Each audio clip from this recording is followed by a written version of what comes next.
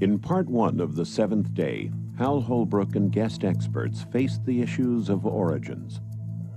Are we the unplanned and accidental result of evolution through natural selection? Or are we the handiwork of a supreme being? Do we owe our existence to the Aztec or Babylonian gods, or to some alien creatures from outer space? What is the truth about our origin? When was our universe born? How did the stars find their places? Science can talk about how the universe behaves, how things take place within the universe. It cannot explain why something exists rather than nothing. By the word of the Lord were the heavens made, and all the host of them by the breath of his mouth. And on the seventh day God ended his work which he had made, and he rested on the seventh day. God creates the entire world in 6 days, and then he rests on the Sabbath. The Sabbath is, though, a creation in and of itself, because what it does is put the rest of the 6 days in perspective. The commandment to observe the Sabbath every seventh day, the longest of all the 10 commandments, was preserved with the other 9 on stone tablets and placed in the Ark of the Covenant.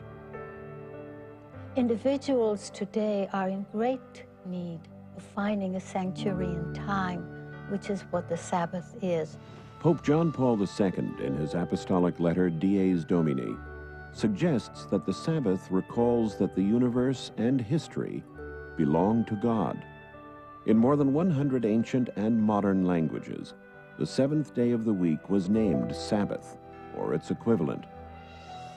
As we increase our knowledge of the past, as we unravel its mysteries, the outlines of our history become more and more distinct. From caves and burial sites, from stony cliffs that were once cities and towns, from the wrecks and ruins of long-lost tribes and nations, there emerge new clues to broaden our understanding of the human story. From the records of extinct civilizations and societies, and from the volumes of ancient literature, archaeologists are continually adding to the picture. There is a day that sets the weekly structure of time and binds the human family to its beginnings, the seventh-day Sabbath that links us to the Creator. And now, part 2 of the seventh day, Revelations from the Lost Pages of History.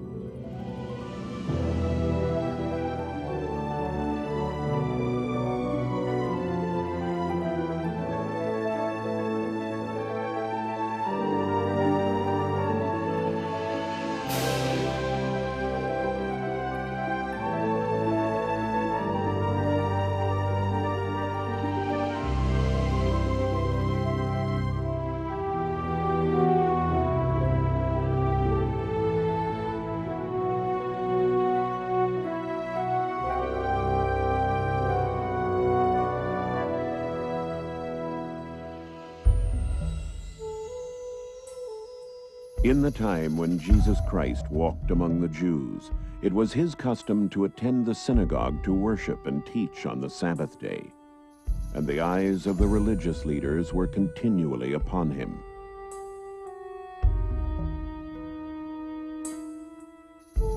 Some of the rabbis of his day argued with him over the proper way to observe the Sabbath. They waited to see if he would heal people on the holy day, so they might accuse him of breaking the Sabbath.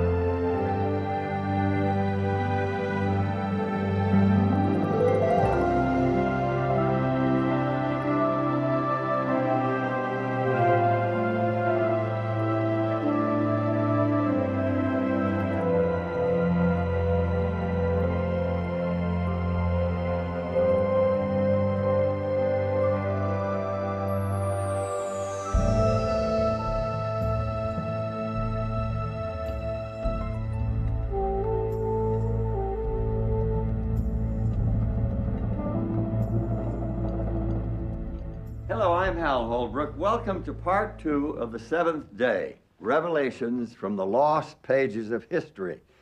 What Jesus Christ did on that Sabbath 2,000 years ago was revolutionary indeed. By healing on that day, he won the hearts of the common people. This placed him in direct conflict with the Jewish leaders. By claiming himself to be the Lord of the Sabbath, he challenged their spiritual authority, a challenge that eventually led to his infamous trial and death on the cross.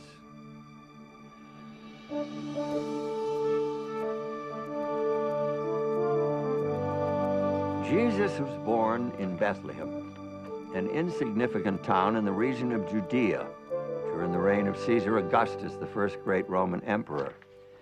At that time, the Roman Empire held within its borders scores, if not hundreds, of religions and cults.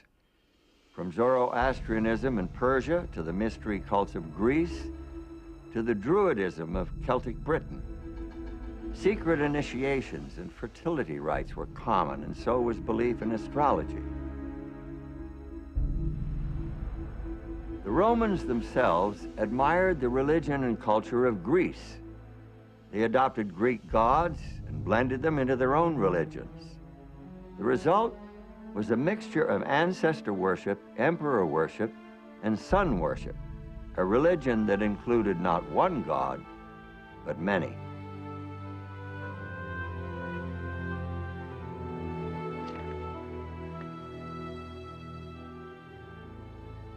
The Jews, on the other hand, worshipped only one God. Though surrounded by the images of Greek and Roman deities, they served a God they couldn't see. They had no icons or images to represent him. They had no initiations or fertility rites. Instead, they had a day that set them apart, a day without equal in any other religion, a 24-hour period devoted completely to their God. The Jews had the Sabbath.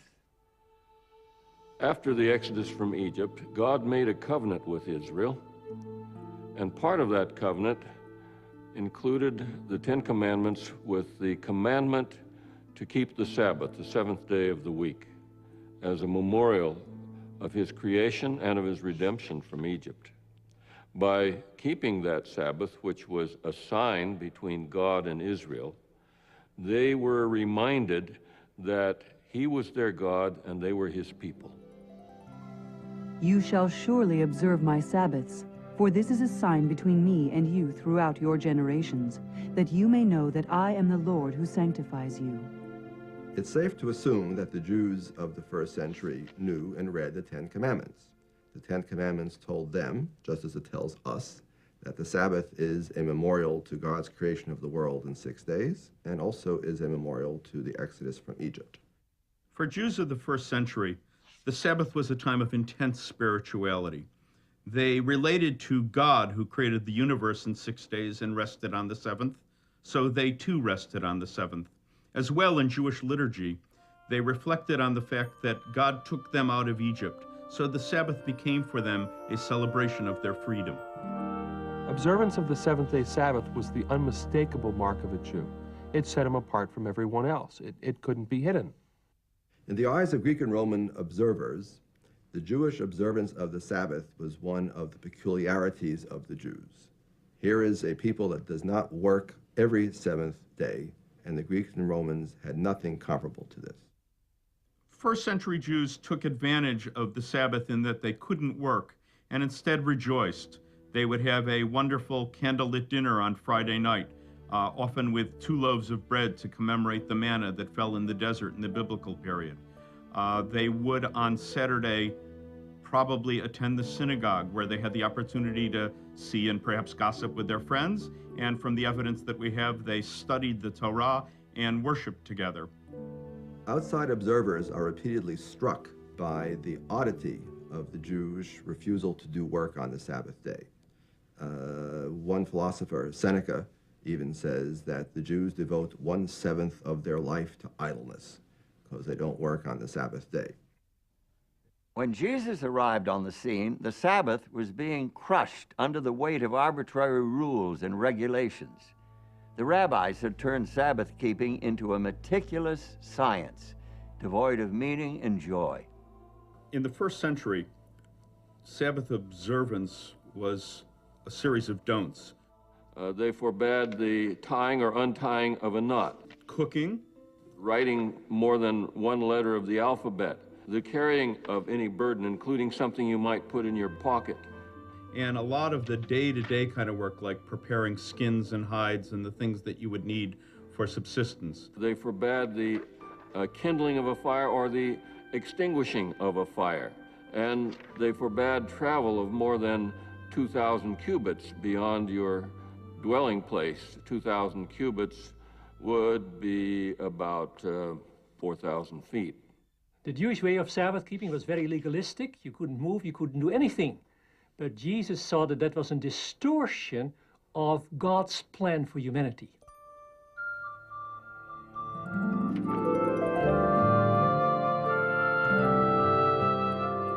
By healing the man with the withered hand, Jesus showed the true spirit of the Sabbath. He rejected the rabbis' rules. He kept the Sabbath as taught in the ancient Hebrew scriptures. According to the Gospel of Luke, it was Jesus' custom to go into the synagogue and worship on the Sabbath day. He did keep the Sabbath, but he did not keep it according to the rules laid down by the Pharisees.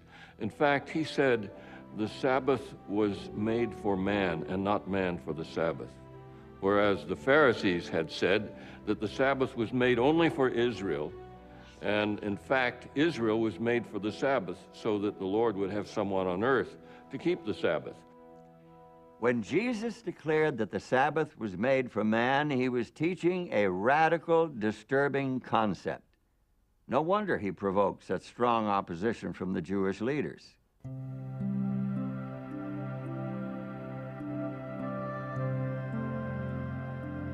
On another Sabbath, Jesus was teaching the people. And there was a woman who had been ill and bent over for 18 years. And he called her to him.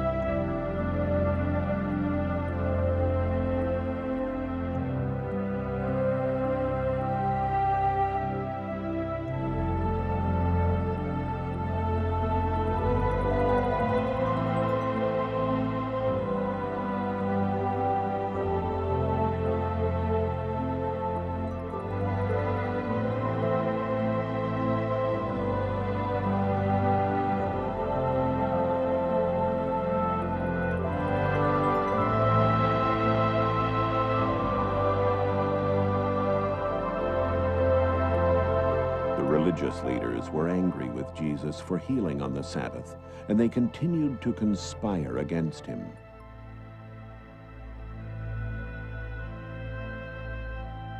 To the religious leaders, this was scandalous behavior, particularly because it broke their mortal danger rule.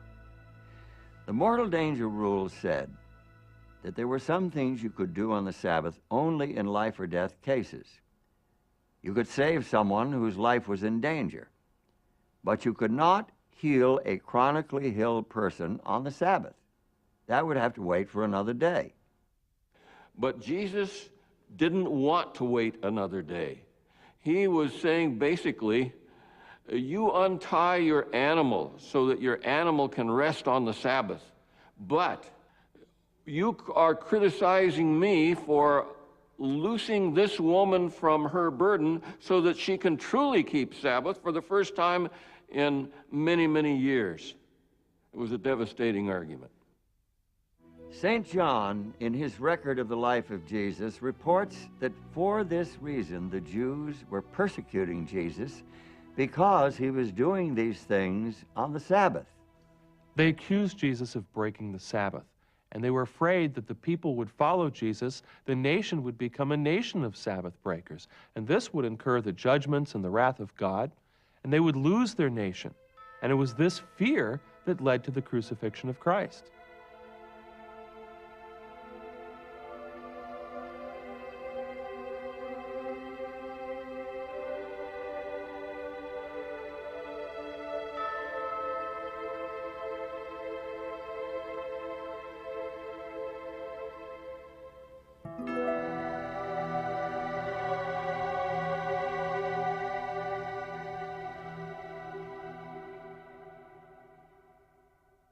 Some have suggested that the Sabbath of the Ten Commandments lost its significance with the life and death of Jesus, that somehow he did away with the Sabbath.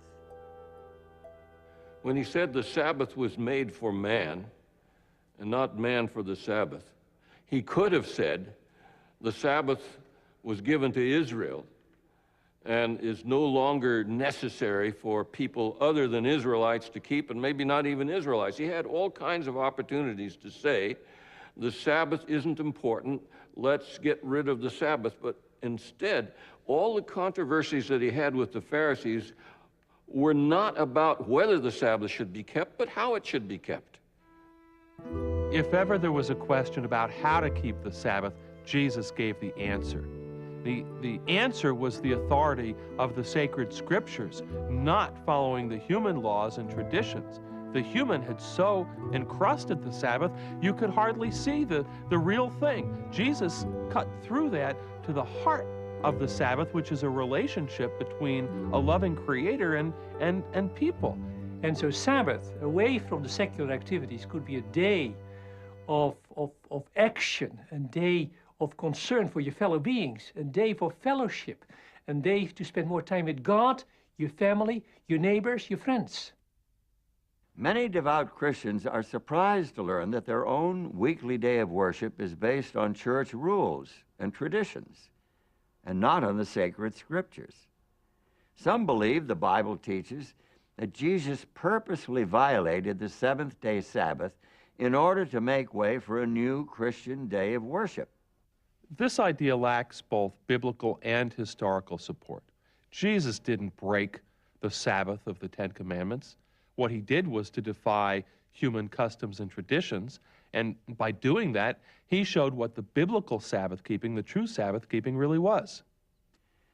Jesus Christ broke the Sabbath free from the traditions that had made it a rigid formality, and he restored its true purpose as a celebration of man's relationship with his fellow man and with his Creator.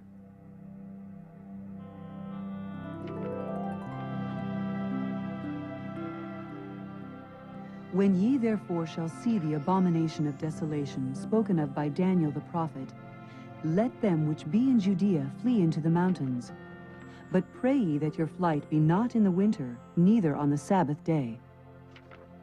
With those words, Jesus pointed to a frightening prediction from the Old Testament prophet Daniel. But why would he tell the people to pray that they wouldn't have to escape on the Sabbath, unless he expected them to still be keeping the Sabbath holy? In the Roman Empire in the year 66, Rome was quite unstable. That's called the year of the 4 emperors, and the first 3 did not die of natural causes. So the Jews, an eastern province of the Roman Empire, thought that this was actually a good time to take advantage of Roman instability to press forward for their own freedom from Roman oppression. The Roman general Vespasian marched against the city in an attempt to quell the uprising. Before the job was done, he became emperor in 69 AD. And his son Titus, another future emperor, took over as general of the army. Titus laid siege to the city, and finally in 70 AD, the Roman army broke through the defenses, ravaged the city, and completely destroyed the temple. An early church historian reports that the Christians of Jerusalem remembered the warning of Jesus and escaped before the city fell to the Romans. This story is an obvious intersection of history and prophecy. We know the dates and places, and Jesus predicted and knew when these things would take place, that 40 years after his death and resurrection, his followers would still be keeping the Sabbath. In fact, throughout the New Testament period, and that takes us to the end of the 1st century AD, Christians continued to observe the seventh-day Sabbath. That's clear from both the biblical and historical records.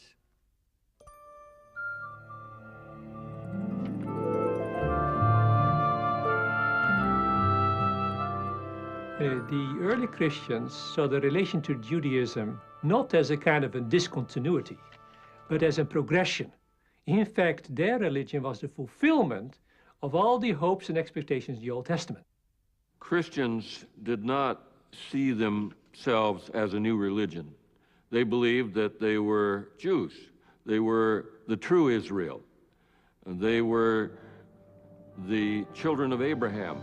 If they were Gentiles, they were the children of Abraham by faith.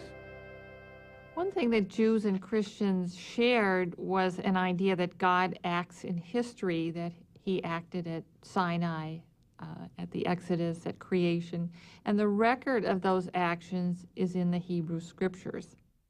The belief in the one God, a personal God, a loving creator in relationship with his creatures, this was at the heart of both Jewish and Christian theology. It was also at the heart of the experience of Sabbath keeping for them as a relationship with a loving creator. But for Christians, the life and death of Christ added a new dimension, a new reason for Sabbath keeping. So then, there remains a Sabbath rest for the people of God. With those words, St. Paul showed that Christian faith took the Sabbath to new heights. With the death and resurrection of Jesus, Christians had a new hope, a hope of deliverance from a world of sin. And the Sabbath, originally the memorial of creation, now also commemorated salvation and the spiritual peace that it brings.